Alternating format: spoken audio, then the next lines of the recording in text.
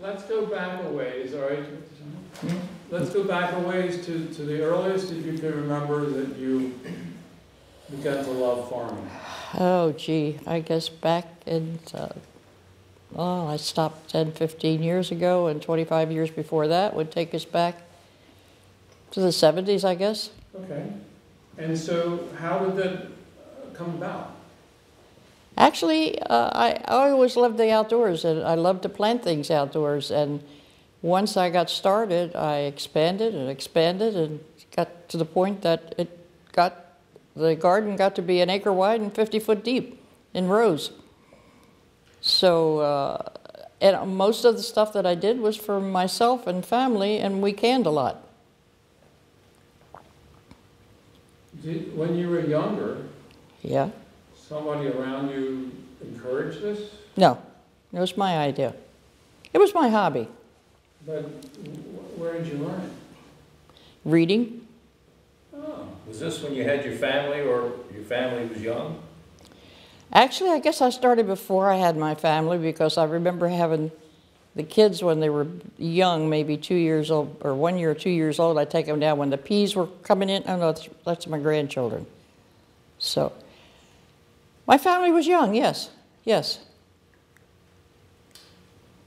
Where were you?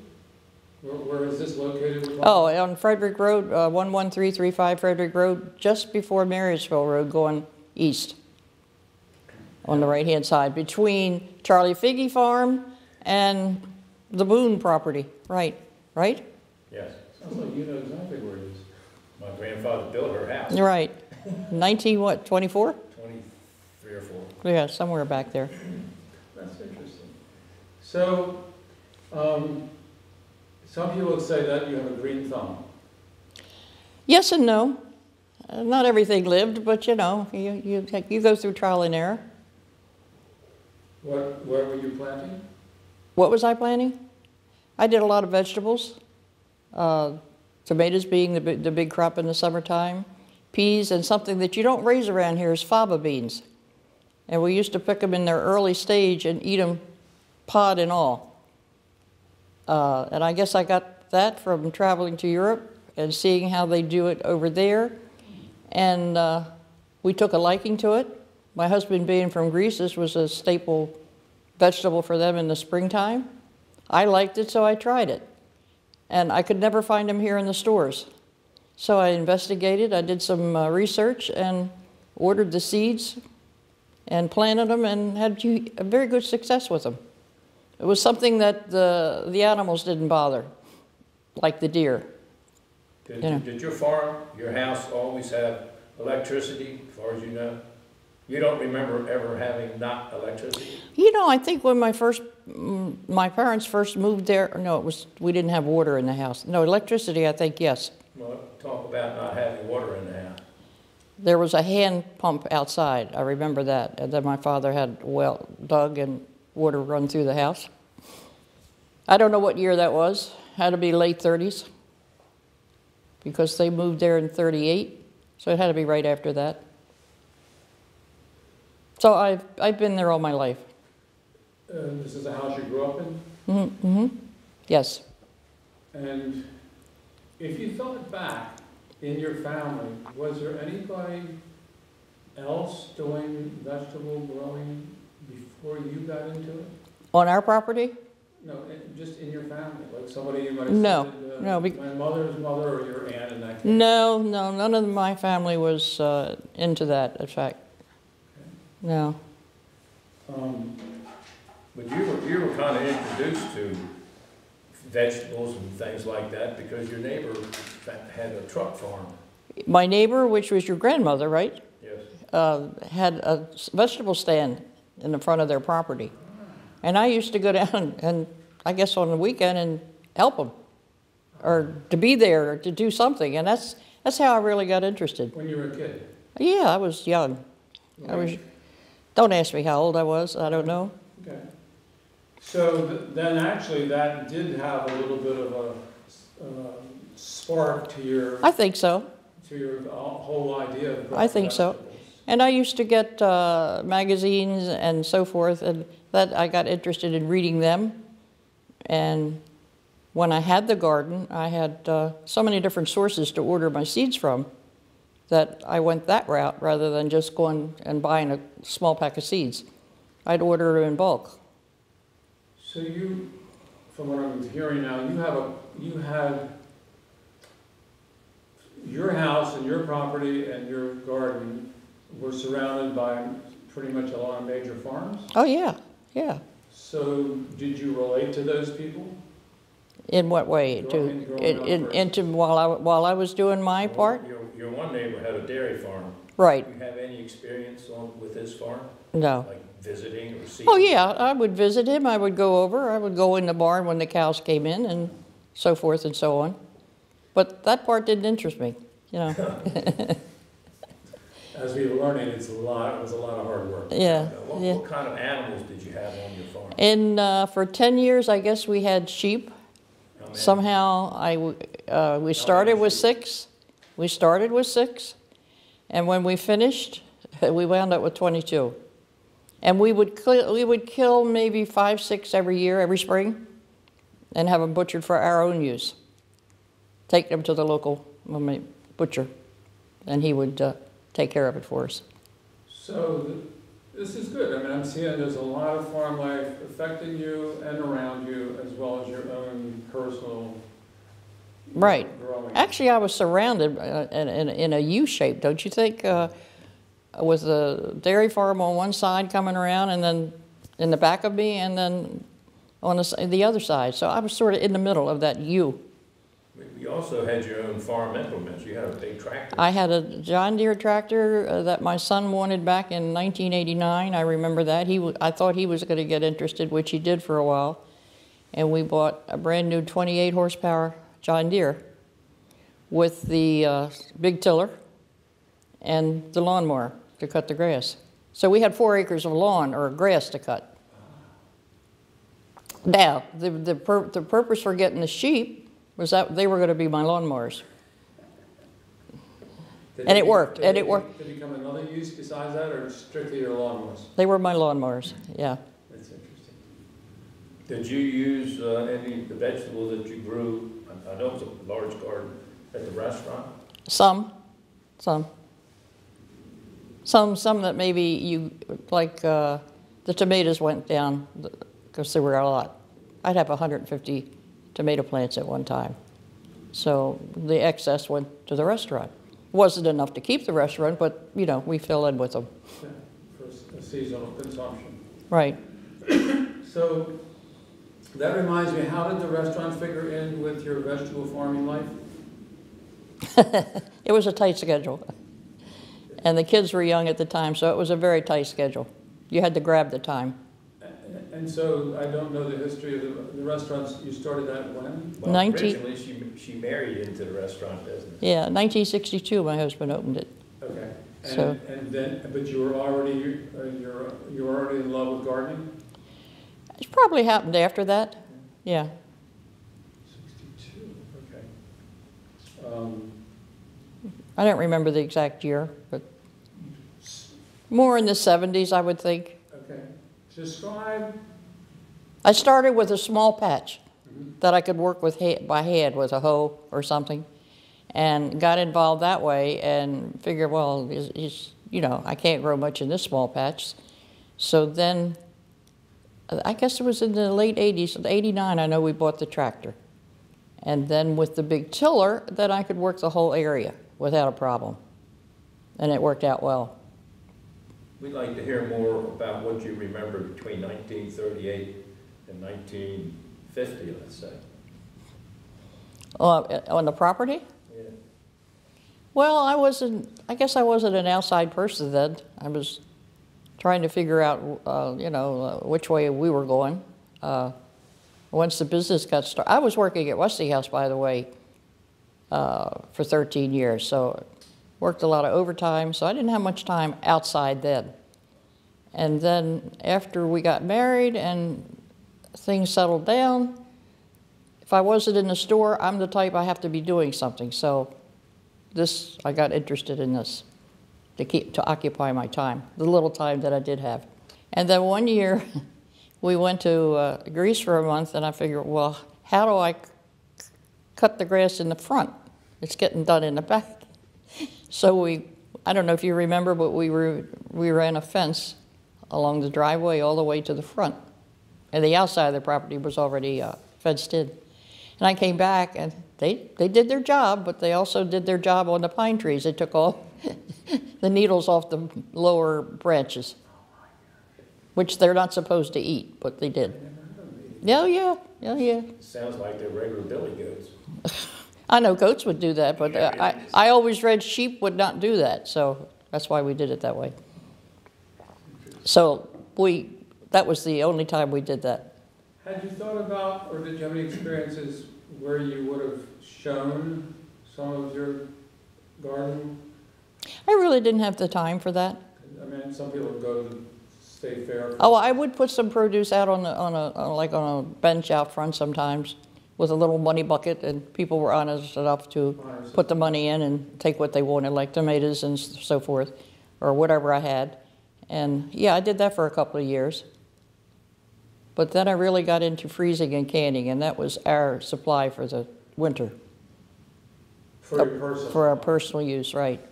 So, Yeah, what was that like? You mean doing? Canning, cold packing? Yeah, well, I did a lot of it at the... Where did you store the stuff after you canned? Oh, I had a big basement.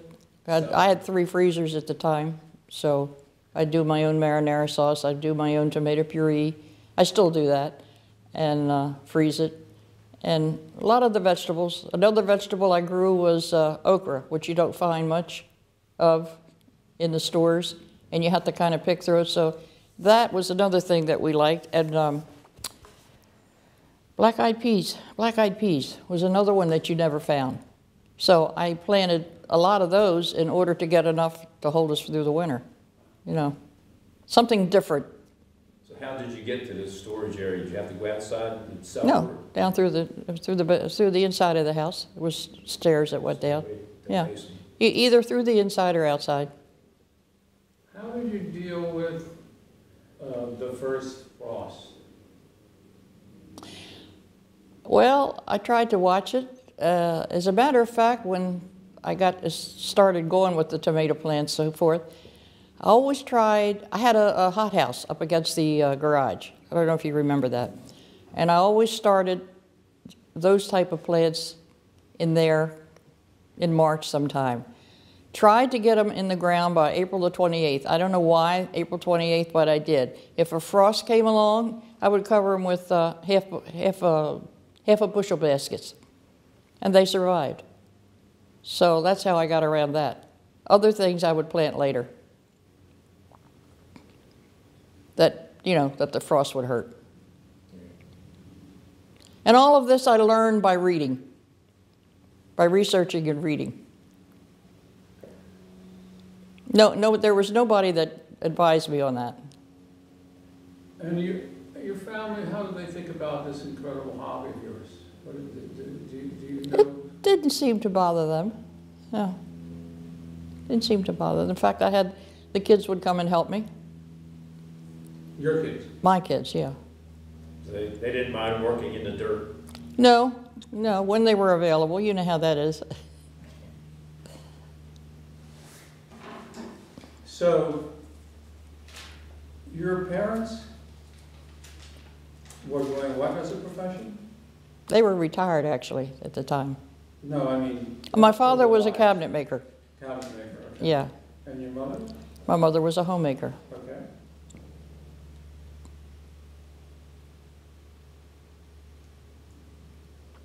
If I remember, you were a real tomboy when you were young. You remember that, right? No, I'm just saying. But, So they say, I don't know. and some of the neighbors' kids used to play football with, and they were both guys.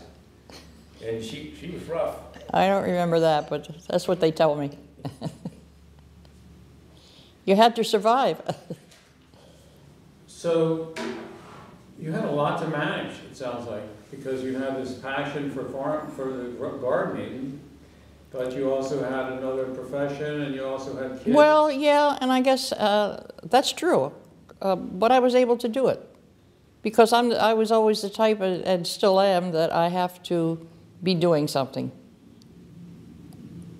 And you are still doing your garden? No. I stopped maybe 15 years ago when the deer took over, and I couldn't fight them anymore. So I thought, no, this is it. I hated to do it, but I had to. We have, around us, we have many acres of soy field. And of course, we're next to McKeldin Park. I'm in Woodstock area. So that there's a lunch out back of soybeans, and then there's McKeldin's growth family for the whole deer population. And so that I often wonder, I mean, the farmers in the area, hunting season obviously bring the population down. Right, but they come right back. They come right back. For some reason, they've been doing it for the last 8 years. Well, they know when they get in the park, they're protected. Nobody's going to hurt them. I counted 20 of them in the backfield the other day. 20 of them. At your place? In my place, yeah. Do you have around there other parkland? No, it's all houses around me. And still, But there's some wooded areas. Yeah, there's some wooded areas. Okay. So, and I think that's probably where they're bedding down. Yeah, every development has to have a preservation thing, so many acres, some certain percentage, and that's where the deer hang out. You can't trim it, you can't cut it back, you can't. Well, right, yeah. So you read a lot, and did you ever learn, like, what can I do to get these deer away from my vegetables? I tried everything, and it's, other than put an 8-foot fence up, you could spray, you could do everything. They'd still come in. I went down one day, the tomato plants were nice and tall, because I put the rings around them, and tomatoes were on them. Go down the next morning, the tops were just sheared off. So that's what I thought, all this work and all this time, and I'm getting nothing. So I had to make a decision. That'd be very frustrating. Yeah. And you can't be out there at night when they're roaming around, Do you have a sense of what farming was like and what farming is like now in Howard County, from your observations? Well, I think the farms are dwindling in Howard County.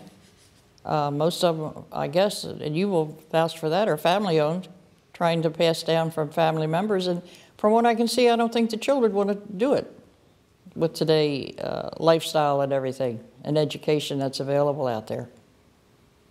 So it's not like it used to be, no. Yeah, when the farms are being taxed residential instead of commercial or farm property, you just can't afford it. No, well, that's the other thing, too. Dad was raising steers, and he was raising them in the hopes that they would pay the property taxes.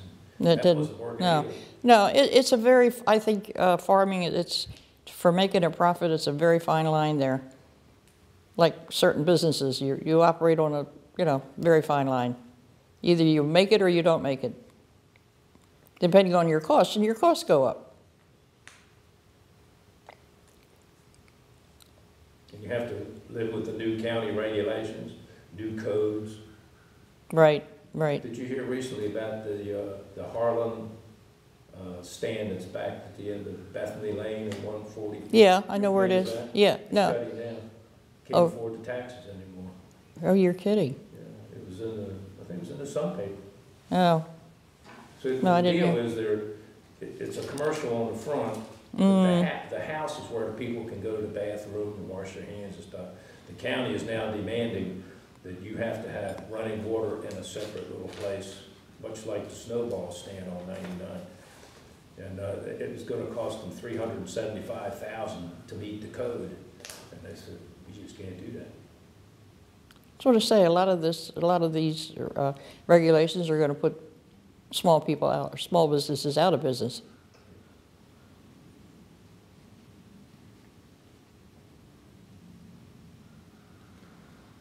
I'm doing good on my list. Oh, you had it all written down, huh? Everything about your life? No, just our general question. Oh. Do you have something on your mind? Anything else you'd like to add, contribute? Love to hear your tales.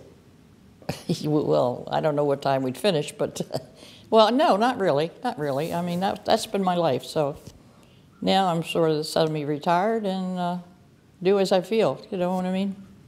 So if you were 40 years younger, which of course would make you only in your teens, right? No? Yeah, sure. Would you still continue your vegetable farming? Probably, probably. Interesting. Now, you were living back in the times when getting to school and going to school was a little tougher than it is now, but. Right, oh yeah. Tell us how you got to school. Young, I mean, in the. Young? Well, we had the bus. Transfer buses. Oh yeah, we had the bus, and I remember. Something they don't do anymore, so tell us about it. No, actually, I don't think they do. When I went to St. Louis in Clarksville for my house, I'd get the bus and go to where the roundabout is on Shepherd's Lane, right, and they'd dump us there. There was a little shack there, right? Milk shack there. Rain, snow, what? We'd have to wait in that milk shack for the next bus to come to transfer us over to St. Louis. And we come back home the same way. I do remember that one. There were times when we even went to Clarksville High and transferred and then got to St. Louis. That was 2 transfers. That was the old days. I don't remember that one, yeah. Yeah, well, I did. Wow. Do you care about sharing your age with us or not? Well, look at Art. What do you, we're the same age. No, he's a year younger than I am. Oh, okay. I think. I can put that together. I remember a year or 18 months, one of the two, something. Or your brother, was it, your brother's younger? Younger. Younger, okay. Okay. That's good. I'm good for my question. Yeah, I'm good. Well, I'm good too. I'm not going to tell you anymore. We need a closing statement. Are you still active with the restaurant? I am semi-active, yes. I go down and do certain things. I'm not there every day. Like you say, you didn't see me on Christmas Eve. If I don't have to go down, I don't. But there are certain things that I still do, yes. Oh, good. I mean, I can sense that you would do something because you have to do something. Yeah, I have to be doing And something. you know what? That's what's keeping us young. I believe it. Once you decide that it's nothing to do and you're hardly doing anything, you'll go down. No, I don't think I would want to be a couch potato and sit and watch TV all day. I can't. I couldn't handle that, you know. That's not me. I totally agree, even though I'm younger than both of you. Well, Millie's just become a new grandmother not too long ago. Yeah, in fact, they'll be here tomorrow. We'll have to call you to come up. Great place.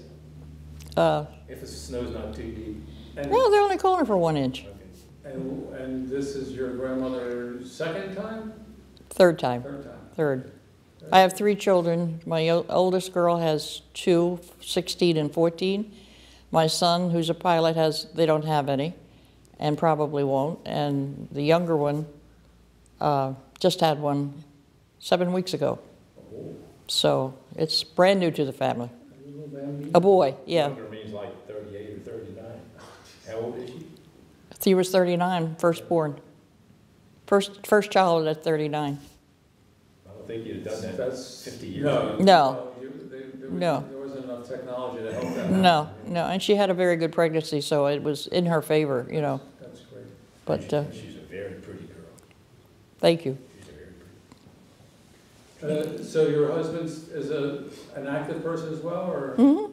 He's like me. I mean, you know, when you're in the food business, it motivates you and you keep busy, and it just, as you get older, it sticks with you. Unless you have a crippling disease or something like that, which we don't. But once you're used to being busy, you stay that way. That's the way I find it, you know. Was it Jimmy's father or grandfather started The one that started the restaurant in Ellicott City was his grandfather, who brought him over here from Greece.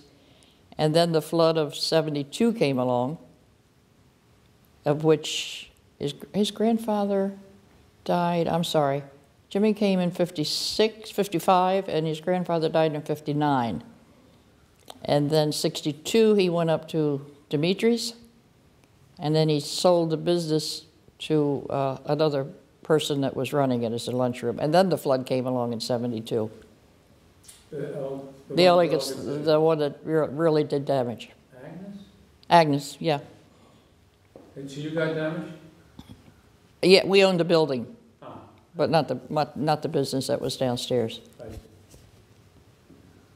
So it was very destructive, My you know. grandmother worked at that restaurant. Really? Yeah, Jimmy's, before, when, she originally was working at the, Neely's, the Log Cabin Inn, opposite the library it used to be. You mean Ertz? Yeah, Ursula. Ursula? She used to go out to the end of the farm, wave a white handkerchief and take the Greyhound bus. I remember the Yeah. Greyhound bus, yeah. To Ellicott City, Yeah. and then that's how she got back home, up to the farm. Yeah, it went through Ellicott City, went down the old way to the city, Yeah, she was a good Frederick Road or whatever. cook and a good Yeah. waitress. I'll be darned. And I have, from my uncle, he related to me a lot of stories about, my grandmother liked your grandfather, I guess it was. Oh, They were kind of had little things. oh, maybe they had something going on. Because my uncle said that my grandmother wasn't that educated, did very little schooling. Mhm. She asked my uncle, how long would it take me to get to Greece? Like, where is it? Like it's up the road someplace, you know? She probably didn't know where it was. No, she didn't. But she liked, it was either grandfather or your great-grandfather. It was a grandfather and he had a partner. One of the Valmas got, Letters back then. yeah. Maybe it was George Valmas that she was interested in, because he was single. George doesn't ring a bell. Oh. What's the other one? James. Doesn't ring a bell either. It was Coronas, Oh, it was Coronas, then it was his grandfather. Okay, grandfather. yeah. So there's more than one Dimitri's? No. Dimitri is Greek for James in English. Ah. That's I how, didn't know that. yeah. So what was it, I'm trying to picture that, where we go is sitting up on a hill, and you're talking about. Oh, in Ellicott City. And I'm like, how's that? In Ellicott City, when he first came here, he worked for his grandfather in his lunchroom on Tiber Alley, I guess it is Tiber Alley and Main Street. You know anything about Ellicott City? Oh, yeah. Main Street, there's a Tiber Alley. There've been several restaurants back there. Mhm. Well, it's not back there, it's right on the corner. Oh, the one on the corner, Mhm. okay. The gray building. Just moved down the Right alley. beside the Easton Funeral Home. I got you. That Oh, was- so that's what you were talking about with the flood, because I'm sitting there Yes, saying, yes. Yeah. did the water get high enough to? Well, it was high. Oh, it was up to the second floor. I remember seeing it. Wow. It was it high was- as this room here. Okay. Yeah. That explains it, yeah. Yeah, it was a bad one. And your husband's first name? James. Okay. Dimitri or James? Affectionately known as Jimmy. Yeah. Everybody knows he was Jimmy. And the kids they have no interest in taking over? My daughter and her son, my daughter and her husband run the restaurant. Now? Now, yeah. Okay. And their first names are? Lisa Weathern and Tom Weathern. Okay. Just in case I run across. If you see a tall guy walking around in there, that's my son-in-law. Gotcha. Usually he's there. So that's why we're not there that much. Just ask for the manager. Yeah, ask for the manager. The tall manager. She is, both of them are the manager. Yeah, but he's tall like Art, Okay. so. Very good. Thank you, Miller. Is that it? Yeah. Yeah. You were in high school together? Deal? Yeah, we rode the bus together. Oh, so you actually got a chance to interact and talk during his high school years? Back when we were younger, going to St. Louis, my farmhouse was 1,000 feet back off the road. Hers was right on the road. And so we'd go up to her house to meet the bus, the three of us. We'd wait on At the, that time, the front of your house had a porch. it was a screened-in, And we or would wait for the. we'd wait bus inside the service. porch, This is through grade school or high school? high school. Up to about 8th. I don't remember high school where we got on the bus. Didn't you go to Howard? Yeah. I remember St. Louis and. You had to get me there to get the bus Yeah. for Howard. It was the same, only one bus. Okay, so you were already out of school in the 12th grade, because I remember getting off for my entrance, so you were no longer on the Maybe bus I in was, 12th grade. yeah, well, I was a year, I guess, ahead of you, or maybe two, I don't know. Those times went so fast. So you got the chit chat every day all the time then? Yeah. Interesting. Yeah, there were no other kids to play with in the neighborhood but those two boys, you know? He and his brother. So now I'm getting an idea about this tomboy thing then. It was, I'm getting to see how you made yourself present, we'll Yes, the thing was, we Stood up for yourself. we would go up there to play, and she wanted to be tackled. We throw the football in, and we didn't want to do that, she's a lady, but she insisted, and we tackled her because See, I don't remember all that. I don't remember all her that. father was in the mill, doing the furniture thing, and he came out and told us that we can't do that, when she insisted we do it.